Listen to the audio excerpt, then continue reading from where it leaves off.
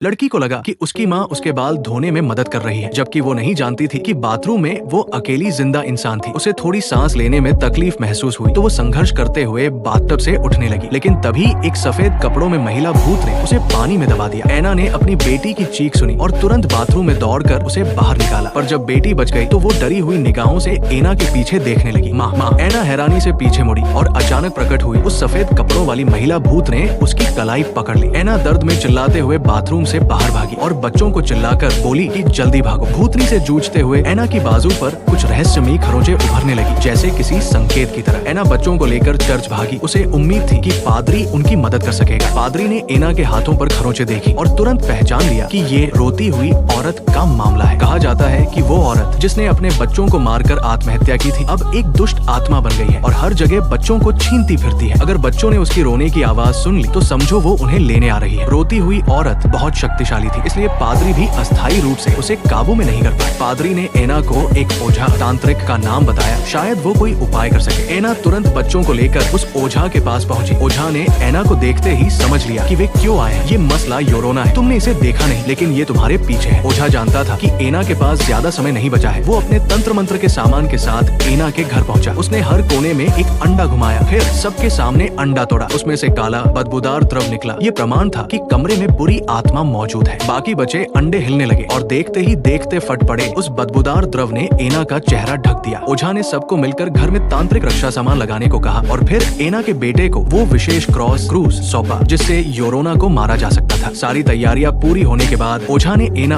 और बच्चों को मोमबत्तियों से बनी सुरक्षावृत में बैठने को कहा। तभी अचानक उस औरत की रोने की आवाज गूंजने